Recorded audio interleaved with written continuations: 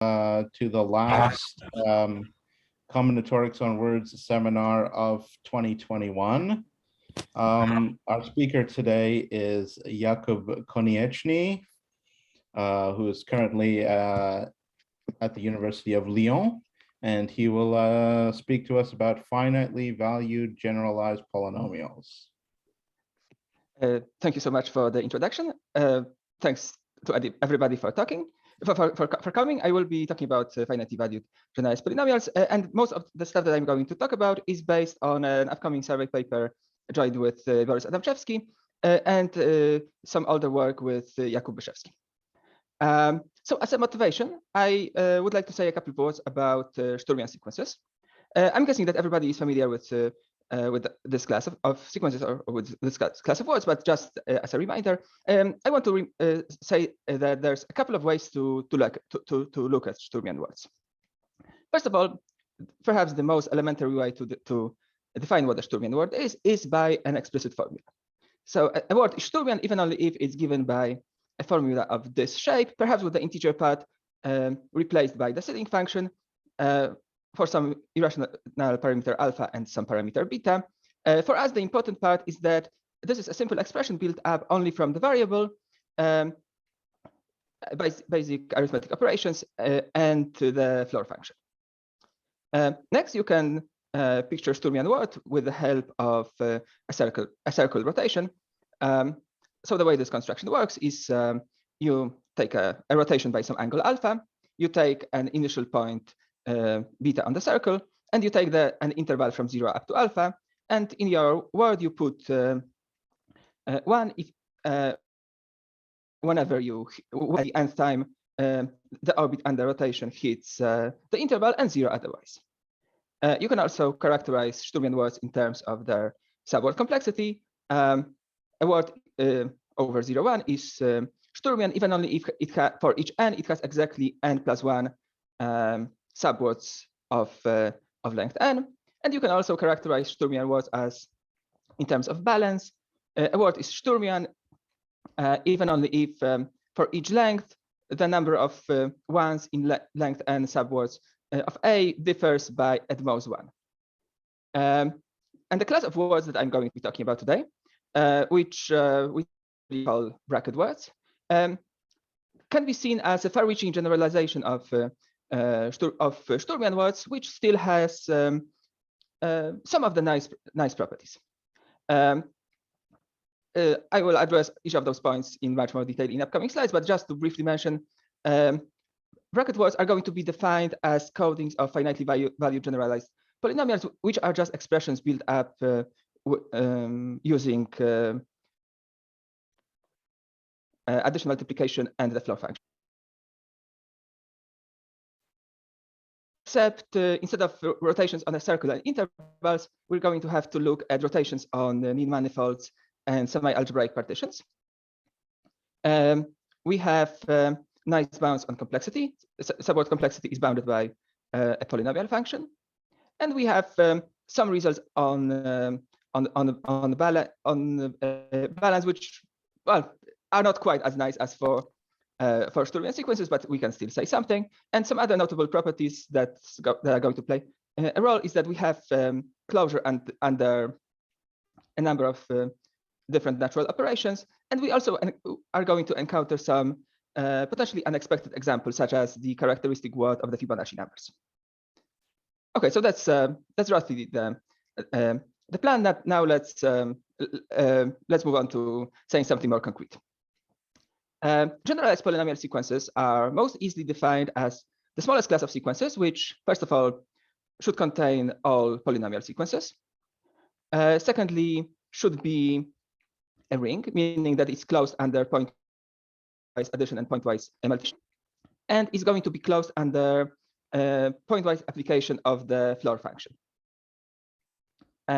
Just a quick remark, because fractional part can be easily defined in terms of the integer part, generalized GP sequences are also going to be closed under applying fractional part coordinate-wise.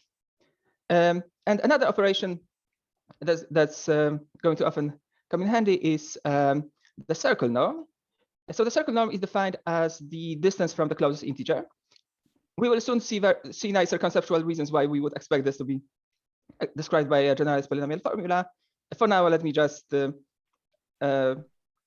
that the circle norm can be described by this slightly clunky formula that you can check by hand. And as a consequence, GP sequences are also closed under pointwise application of the circle norm.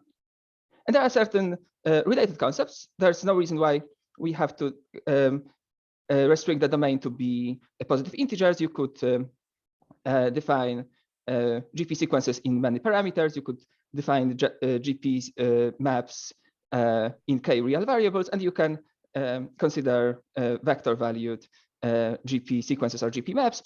For us, the special case will usually be sufficient. And I also want to define GP subsets of integers, where a set is GP if its indicator function is GP. So, for instance, because Sturmian sequences are GP, you can use them to construct GP sets. Now, a bracket word is a coding of a finitely valued GP sequence.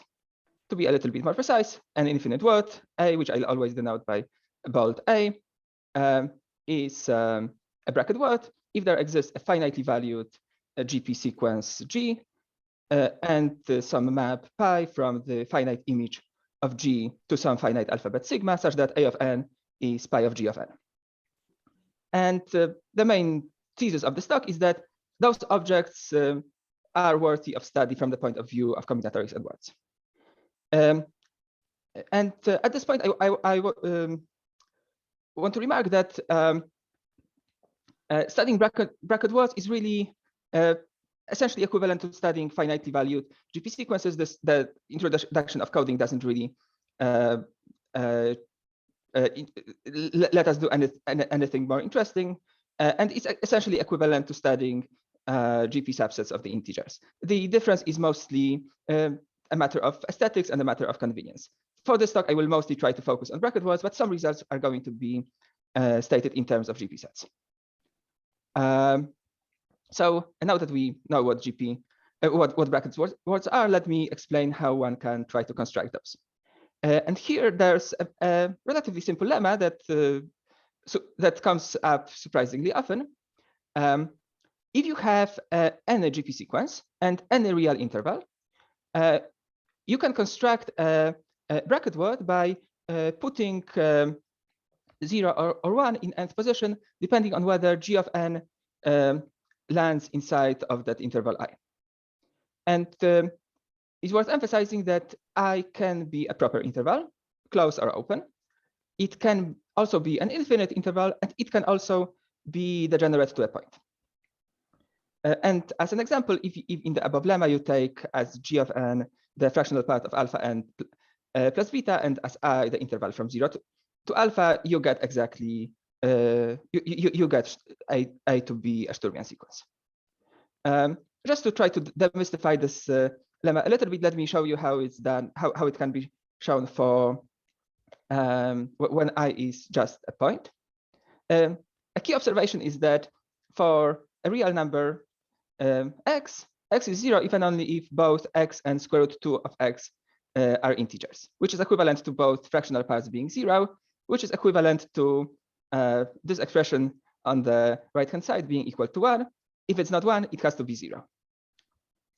And as a consequence, if you plug in G of n for x, you get the sought-after formula. When I is bounded, then you can use similar tricks. It's considerably more interesting when I is potentially unbounded, and then you really do have to put in a little bit of work. And interestingly, the analog for two-sided sequences would be false, which is one of the reasons why we focus on one-sided sequences. A nice corollary of the previous lemma is that we have a convenient characterization of GP sets. Specifically, a set E is GP by definition, even only if the indicator function is a GP sequence, which almost tautologically is equivalent to the characteristic word of E being a bracket word. And this in turn is equivalent to E being the set of 0 places of some GP sequence G. And this is in turn equivalent to E being the set of positive places of some other GP sequence H. So if you squint really hard, you can think of GP sets as being analogs of algebraic sets or semi-algebraic sets. But it's not very clear if this analogy is helpful. Coming back to bracket words, using the lemma, we have some basic natural examples. For instance, you can take a polynomial P and an interval from 0 to some real number alpha, and consider the word which is 0 or 1, depending on whether fractional part of P of n lands in the prescribed interval. And of course, instead of a polynomial, you could also take generalized polynomial expressions such as square root of 2n times integer part of square root of 3n. A less, a somewhat more surprising application is that the characteristic word of Fibonacci numbers is a GP, is a bracket word, and the argument is really just 2 lines. The key idea is that Fibonacci numbers are the denominators in best approximations of the golden ratio phi, and you can check that the circle norm of n times phi is less than 1 over 2n if and only if n is a Fibonacci number. So if you apply the previous lemma with g of n equal n times the circle norm of n phi, you can construct Fibonacci numbers. Now let me say a couple of words about closure properties. First of all, almost directly by the definition, bracket words are closed under codings.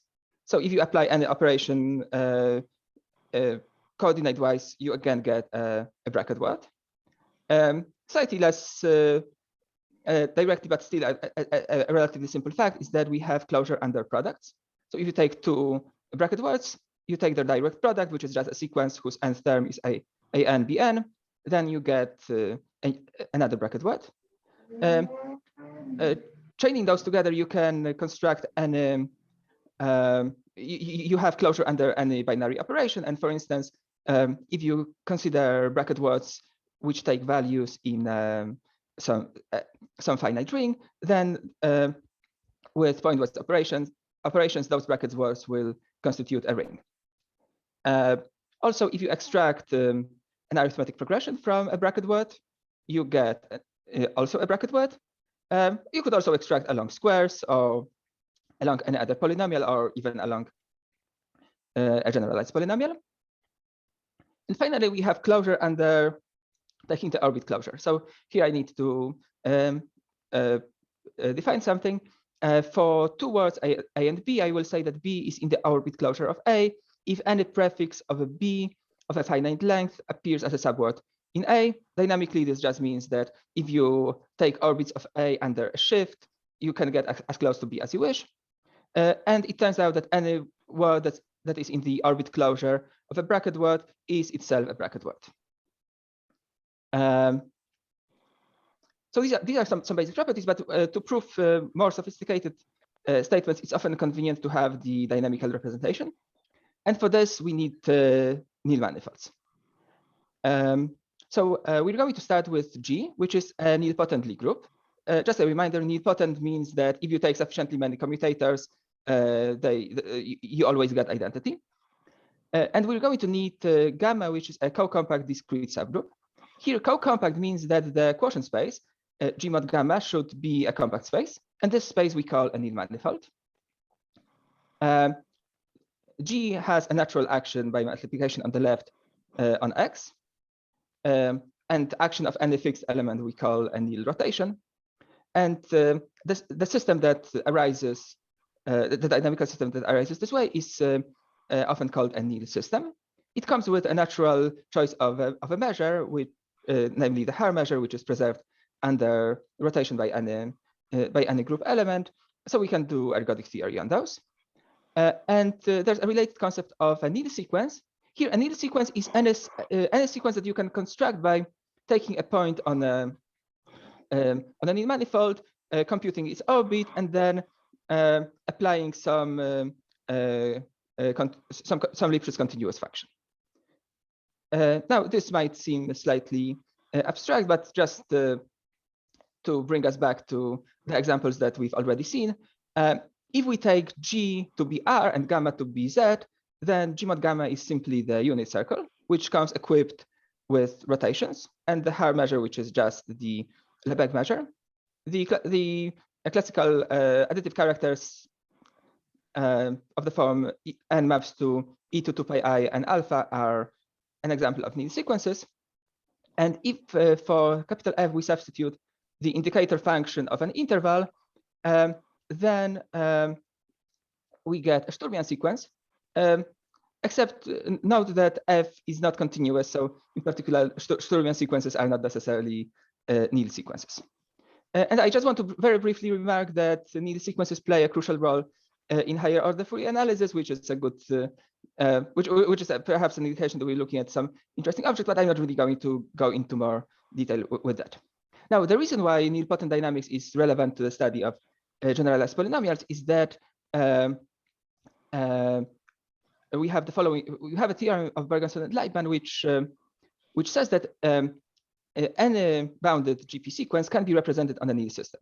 Namely, there exists a Nil system, there exists a point, and there exists a piecewise polynomial map, such that the nth, the value of our GP sequence at n is obtained by following the orbit of the point for n steps, and then evaluating the function f.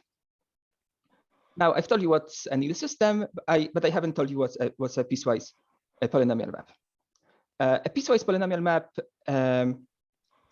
So first we need to define semi-algebraic sets. A set is semi-algebraic if it's given by a finite number of equations and inequalities, polynomial equations and inequalities. So for instance, a unit circle together with the interior minus a line is a semi-algebraic set. And a map, say from unit cube or from any other domain, is piecewise polynomial if it's possible to partition the domain into a finite number of semi-algebraic pieces, such that the restriction to each of the pieces is polynomial. So for instance, a formula like this is going to define a piecewise polynomial map.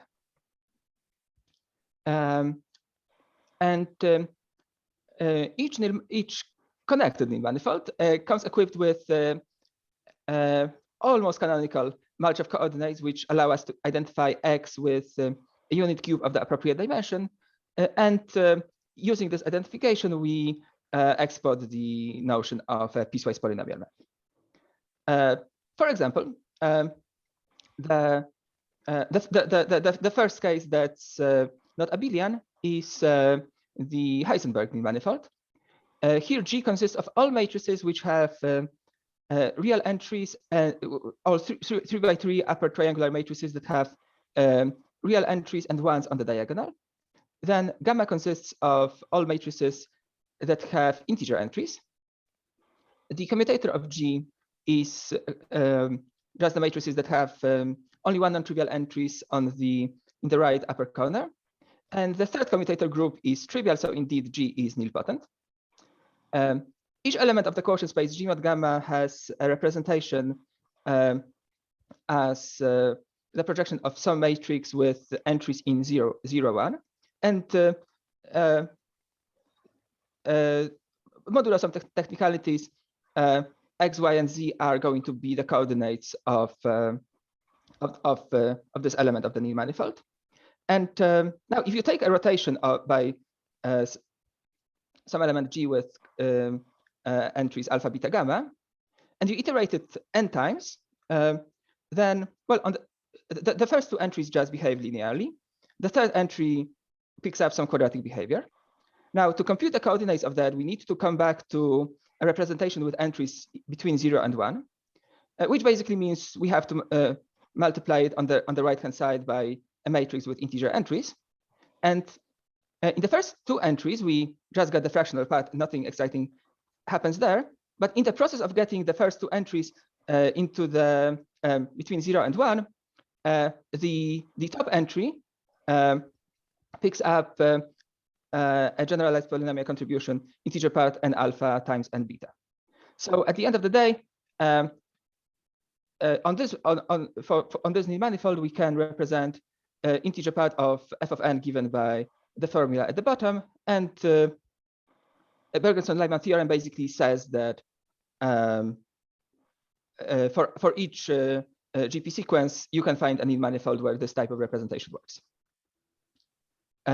So that was about dynamical representations. Now let's talk a bit about subword complexity. Just a reminder: subword complexity is the function subword complexity of a word A is the function P of A of n given which assigns to n the number of length and subwords of A.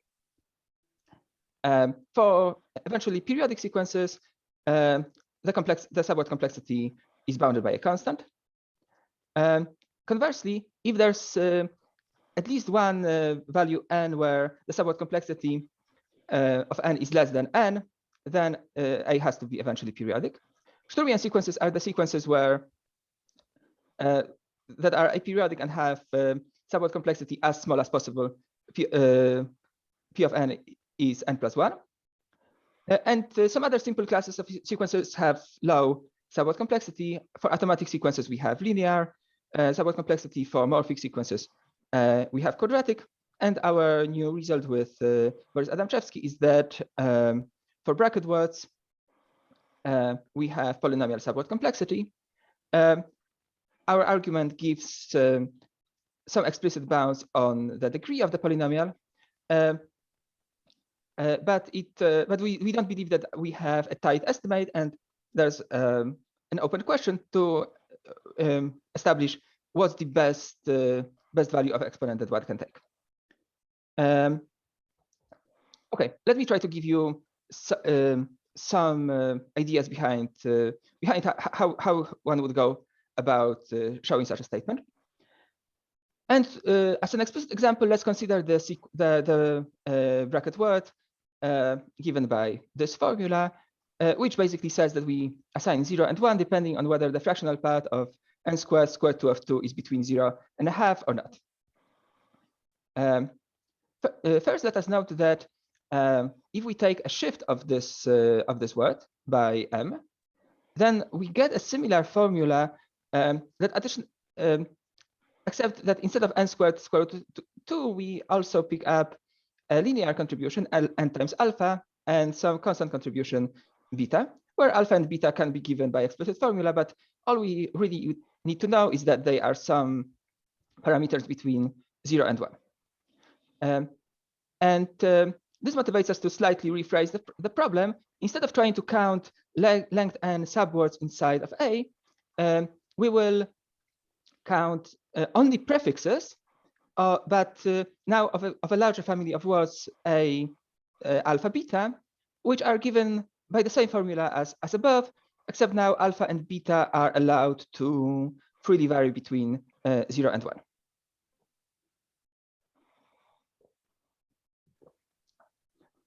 Now, the first and a very natural step is to try and approximate alpha and beta by some rational numbers. We don't really care about the constant, so let's say with error less than n2 minus 10th. That way, alpha star and beta star can be chosen in at most n to 20 ways, so it's still a polynomial bound. So once we do that, we see that the quadratic polynomial that we are originally interested in is very close to its to this approximate expression. The error is up to n2 minus 9th. So we expect that for most values of n, if we want to compute A of n, it doesn't really matter if we substitute alpha star and beta star for alpha and beta. To make this a little bit more precise, there are two types of positions in our length n prefix. There are the good positions where we are not too close to any of the points of discontinuity, namely 0, half, and 1, which we can slightly more succinctly describe by saying that this circle norm of this expression should be larger than, let's say, n to minus 8. And if we are in this case, then to compute a of n, we can just substitute alpha star for alpha, beta star for beta, and we get the correct value, and we don't need to do anything else. But unfortunately, there's also the bad points where this circle norm is small. And in this case, it's convenient to define delta of n to be, well, really the fractional part of this quadratic polynomial. And by assumption, it's of the size n to minus 8.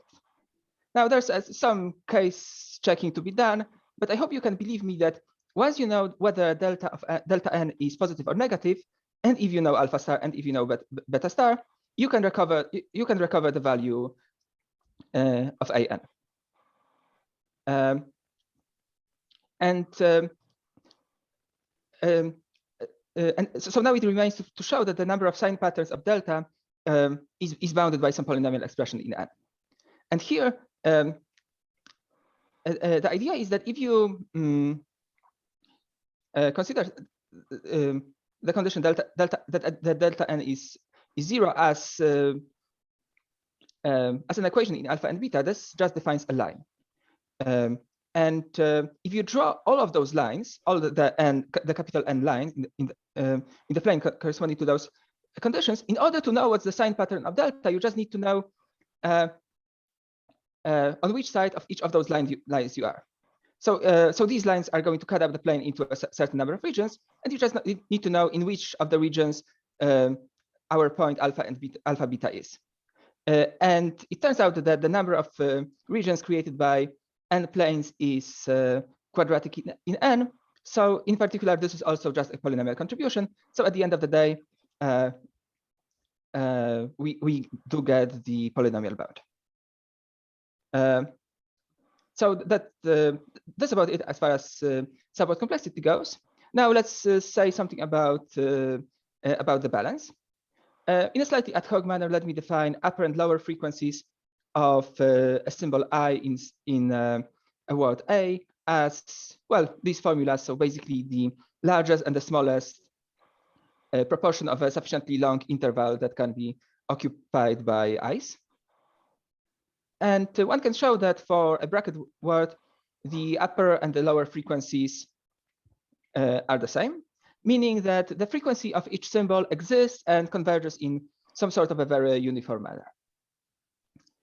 In terms of GP sets, perhaps it's a little bit more natural to state the upper Banach density and the lower Banach density of the set E are the same. I'm not going to define upper and lower Banach densities, but these are definitions very similar to the ones at the top of the slide. And in particular, it follows that each symbol in a bracket word appears either with frequency 0, or if it appears with positive frequency, it appears with bounded gaps.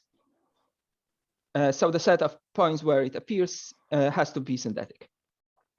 And there is nothing special about looking at single letters. You can get exactly the same corollary with words instead of single letters, with some natural modifications. And the proof really just boils down to applying Bergen-Liebman representation and then recalling some facts about Neal systems, specifically that if they are ergodic, they are always uniquely ergodic.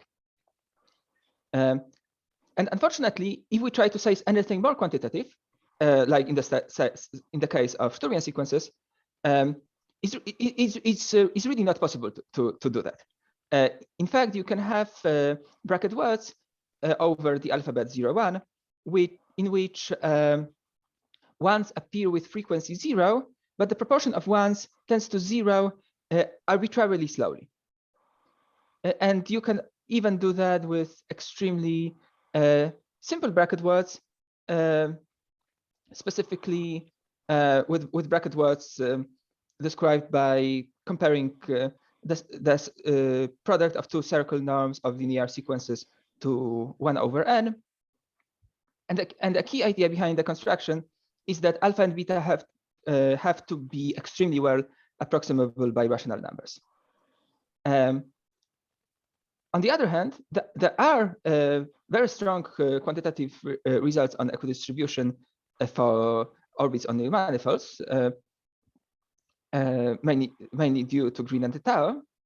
And those results can very definitely be translated into corresponding results about frequencies of symbols in bracket words. But there are some caveats that you have to make. You can either impose some additional restrictions, such as algebraic coefficients, which will make sure that the manifold representation will have coefficients with nice Diophantine properties.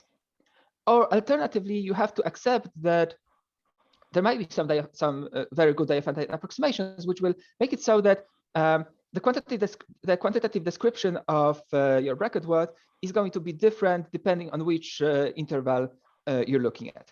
And I do realize that I'm being extremely vague, but it's quite impossible to say anything very concrete without writing more epsilons and deltas that I'm really willing to write at this point in the talk. Now, moving on. Apart from measuring frequency of symbols, there's also other notions of largeness that can be potentially interesting. And one notion of largeness comes from so-called IP sets. For a sequence of integers ni, we define the set of finite sums, which is just what you would expect. It's the set of all sums of ni's, where we have a finite no-zero number of summands, and the summands are not allowed to repeat. And correspondingly, we call a set of integers an IP set if it contains a set of finite sums. And we call a set an IP star set if it intersects non-trivially each set of finite sums.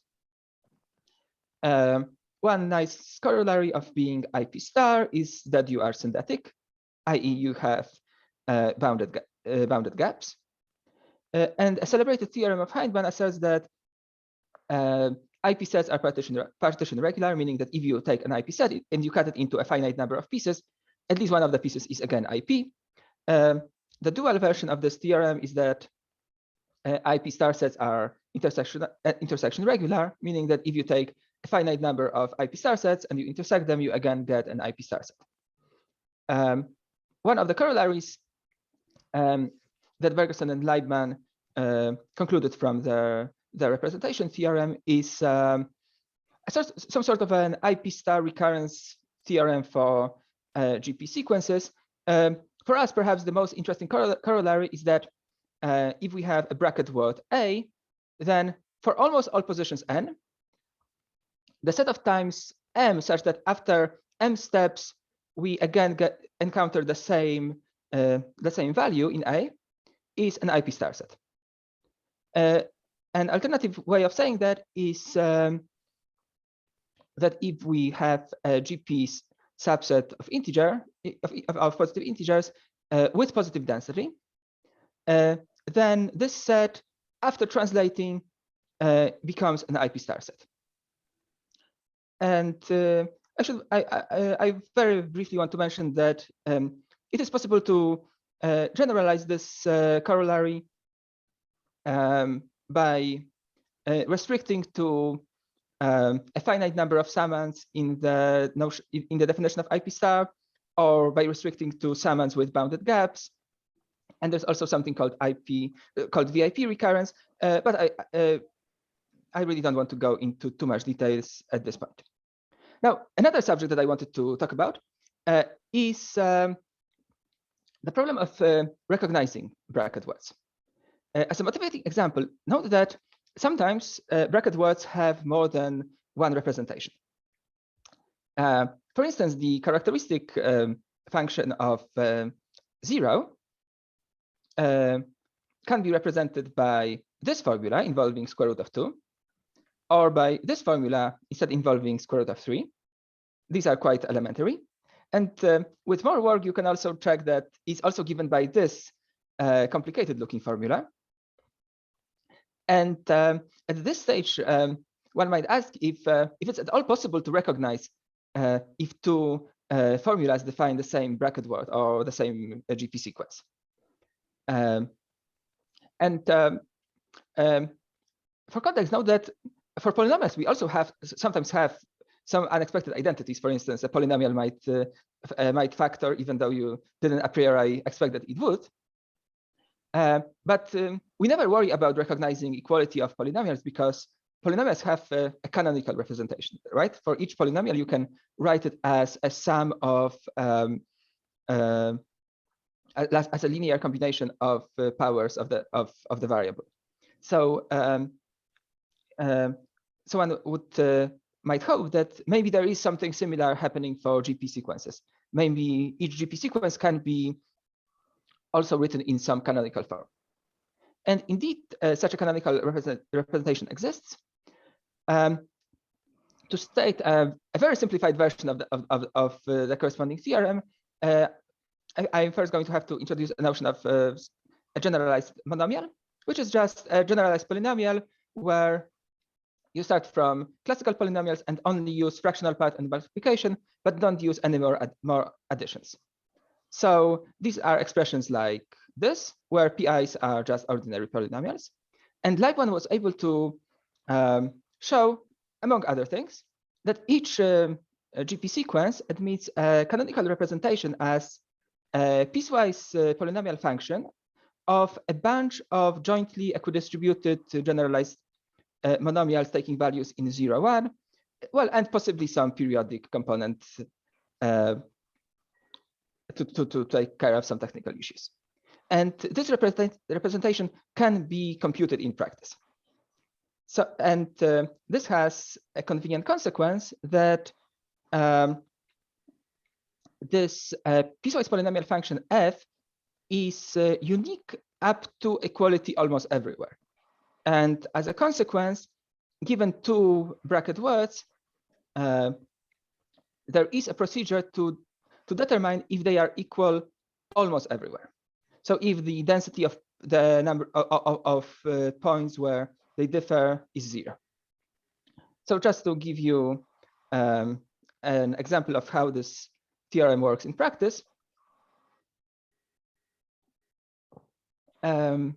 if you take the generalized polynomial that we've already encountered, fractional part of square root 2 of n times integer part of square root 3 of n, then after some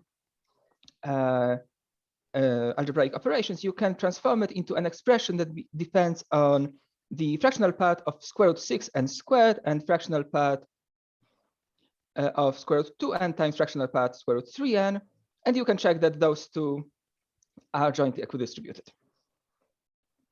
In general, what you have to do is take all polynomials pi that appear inside of G, form all possible generalized monomials that only involve those polynomials, and this will be enough to represent the GP sequence that you started with. But then you have to be quite a bit more careful because you can't just include all of those monomials. There are some dependencies between them. For instance, if you include P fractional part of Q, you cannot include Q fractional part of P. But it turns out that if you're very careful about the choices that you make, you can obtain at the same time joint equidistribution of those basic monomials and existence of representation.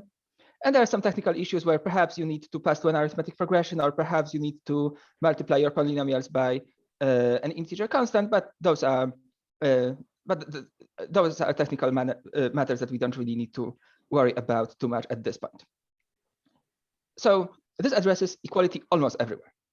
It turns out that if you try to upgrade it to equality exactly everywhere, the problem becomes undecidable, which we recently showed with Boris. There is no algorithm which determines, even for a GP sequence with algebraic coefficients, if the sequence is identically 0 or not. And as a consequence, it is not possible to algorithmically decide for two bracket words if they are equal or not. The main idea behind the proof is that you can construct a surjective GP map from n to n squared. There's in fact many possible choices. One of them is this formula that I wrote down over here. And if you iterate it, you can construct a GP map from the integers to, say, z to the d. And once you have that, you can encode the problem of deciding if a polynomial equation has an integer solution to the problem of deciding whether a GP sequence is identically 0 or not. And we know that the former is undecidable, is basically Hilbert's tent problem. Now to finish the talk, I would like to mention a couple more positive and negative examples of bracket words. As you might recall, at the beginning, I mentioned the Fibonacci numbers as one of the examples. It can be somewhat generalized. Namely, let's take beta to be an algebraic integer greater than 1, and let p be the minimal polynomial of beta. Let ni be a sequence which satisfies a linear recurrence with the same characteristic polynomial, and let E be the set of values of ni. Now, the set E is a GP set in any of the following cases. If beta is a quadratic pizza unit, which was the case in particular for Fibonacci numbers, which in plain terms translates to degree being equal to 2 and a naught being equal to plus or minus 1. If beta is a pizza unit of degree 3, which is not totally real, meaning that p should have 2 complex conjugate roots. This was originally done with Byszewski under some additional conditions, and then with Adamczewski we slightly generalized that, and also we have a result for Salem units, which corresponds to degree being at least 4 and even, constant term being 1, and 1 over beta being another root, and all other roots lying on the unit circle. And that's an upcoming paper with Jakub Byszewski. And it seems like these cases are the limit of the methods. It seems quite plausible that for all other recursive sequences, the corresponding set is not going to be GP. Now, another positive example is sequences that are sufficiently sparse. So let's say that we have a sequence of integers ni, which is increasing sufficiently rapidly that the logarithms of the ratios of logarithms of consecutive terms are asymptotically strictly greater than 1. For instance, this is the case for doubly exponential sequences. And then we show that that the set of values of ni is a GP set. I'm not going to go into any of the details, but the main idea is that we can construct a real parameter alpha such that for all n inside of our set, the circle norm of alpha times n is less than n to minus some large constant c. And constructing such alphas is not particularly difficult, but then you have to worry that maybe you accidentally pick up too many other elements, and you need to do some technical things to basically get rid of those. Okay, so in the final 5 minutes, let me say a little bit about proving that a sequence is not GP, or equivalently proving that a word is not a bracket word. So how can we do that? A boring answer is that we could use some of the properties from the previous slides. But we also have some more specialized criteria that aren't really very interesting properties, but are useful for disproving that something is GP. In particular, we have a theorem with Wyszewski, which says that a set of integers with zero density that contains an IP set cannot be GP. And for instance, this applies even when the IP set is very sparse. You could take a doubly exponential sequence, compute and consider the set of all finite sums. And even though this set looks very sparse, it is not GP. And another example is integers in base 10 which do not contain 7. This again is not going to be a GP set. And in a later paper, I was able to obtain another criterion which might seem a little arbitrary, but it comes up more often than it might seem at first. It asserts, roughly speaking, that if you have a set of integers, again with zero density, which is invariant under multiplication by some integer k, so if and only if kn is in E, then this set cannot be GP. Not be a GP set. Now, to mention some more explicit examples, the set of squares is not GP, basically because it's invariant under multiplication by 4. There's also different ways to showing that, but this is perhaps the shortest one. You can show that the primes are not GP, although for this you need to say something about Gauer's uniformity of the Möbius function, and unfortunately I will not be able to say much more about the technical details of that. There's also many other examples of infinite words that come naturally from number theory, which we can prove that are not bracket words. For instance, if you take the totient function, so the number of integers less than n coprime to n, and you computed modulo some number q, then the corresponding infinite word is not going to be a bracket word. And one way to see it is that if you look at the set of places where the totient function is not divisible by q, then this set has density 0, but also it is invariant under multiplication by any prime that's larger than q and not congruent to 1 modulo q. So we can apply the theorem from the previous slide. And the final result that I wanted to mention is that together with Wyszewski, we were able to show that automatic sequences can never be bracket words, with the sole exception of the case where the sequence is eventually periodic, so it's both automatic and a bracket word for somewhat trivial reasons. But other than that, automatic sequences are never bracket words. And with that, I'm going to finish, and thank you so much for your attention. Thank you, Jakub. Does anyone have any questions for Jakub? I have a question. Mm-hmm. Yeah, sure. So this complexity bound, this end of the C, can you bound C in terms of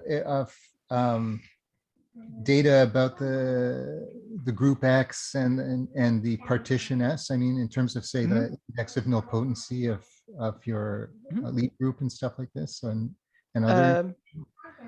Yeah, you can definitely do that. The only problem is that I don't believe that our bounds are going to be very effective. So let me briefly come back to the argument.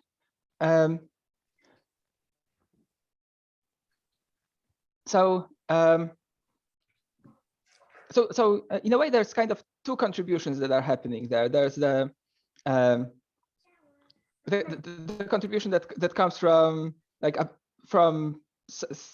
some approximation argument, and then there's a and then you have to worry about things happening close to discontinuity points. Roughly speaking, if you didn't have to worry about those discontinuities, then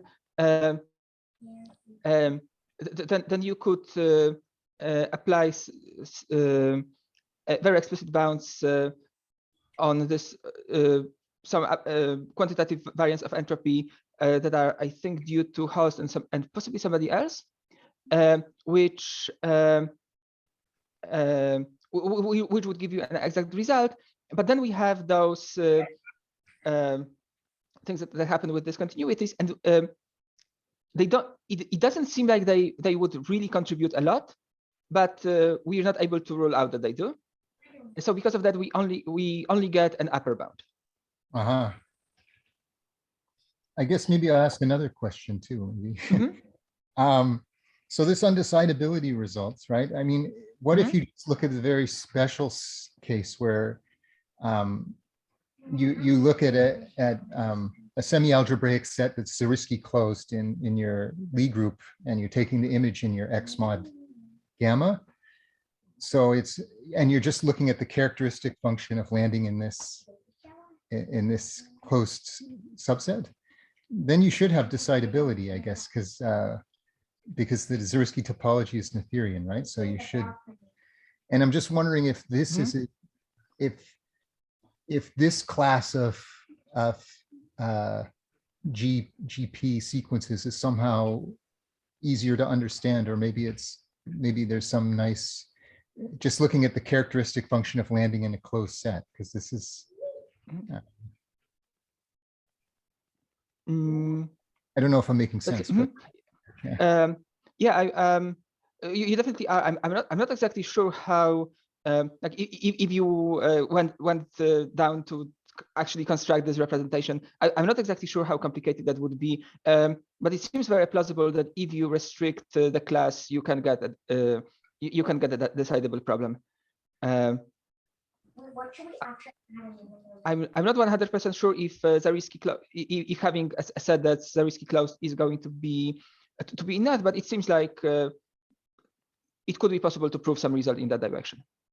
Yeah, I mean, the thought is that because it's Zariski because the Zariski topology is Noetherian, right? You look mm-hmm. at your S, and then you look at G inverse S, and you intersect, and you keep intersecting, and that chain has to stabilize, right? Mm-hmm. And you want to be in this infinite intersection, but it's realized by mm-hmm. a finite intersection.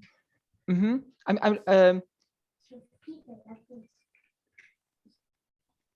I think that I'm not 100% sure if. Yeah. Well, sorry. Yes. I think you're right. I think you're right. I think. I'm not very familiar with quantitative versions of this sort of statements in algebraic geometry, but I would imagine that this should work. Yeah. One thing that's slightly worrying me is that you do know that this is going to terminate at some point, but can you? But can you really say that it has already terminated? Well, there are these sort of generalized Bézout theorems that say, you take, you have some notion of degree, and you intersect two varieties of some degree, then the degree of the intersection has this many components. Mm-hmm. So in theory, I guess it should be able to say something, mm-hmm. but I don't know. You'd have to think about that. But. Mm-hmm. Yeah, I think you're probably right. There's definitely technical issues to check along the way, but something like that. It seems like it has a good chance of leading to something provable. Yeah, no, it's very nice talk. Thank you. Thanks. Does anyone else have any questions? Yes, I want to ask about this recursive sequences. So can you explain mm-hmm. why this works for this special beta and not? Yes, I would be very happy to. In fact, that's a slide that got cut from the presentation, but it's still included at the very end. Let's consider this very special case of where beta is the root of x squared minus x cubed minus x squared minus x minus 1. and we're going to be looking at a set of best integer approximations of beta. So this does satisfy a linear recurrence like this. Now, if you suspect that n, so the condition that n is the integer part of a power of beta is the same as saying that n is the trace of a power of beta, at least as long as n is sufficiently large. And if that's the case, then also beta times n integer part is the trace of beta to I minus 1, and beta squared n is the trace of beta to I plus 2. And then you can and then you can treat it as a system of 3 equations with respect to beta and alpha. If n is the integer part of power of beta, then beta I, alpha I bar are the solution to this system of equations. But even if for totally general n, the system of equations defines some GP sequences G and H. And now, instead of trying to check if n is a power of beta, instead of trying to check if n is the integer part of a power of beta, we just need to check if some GP function G of n is exactly the power of beta. And to check if this is a power of beta, it's helpful to note that the group of units of Q of beta has rank 1, and beta is a generator. So we just need to check if G of n is a unit in Q of beta, which in turn is equivalent to checking if G of n is an algebraic integer and if it has norm 1. And these are conditions that you can encode using generalized polynomial formulas. The problem is that the reason why you cannot generalize this further is that in all our other cases, the group of units is going to have larger rank, and you can't and then you can't really you don't really have this type of equivalence. For Salem numbers, you don't have that it has rank 1, but but you have some slightly similar statement that allows you to proceed. In general, for Piso numbers, you would want the rank to be 1, and that's why you can't really make progress. Thank you. Any other questions?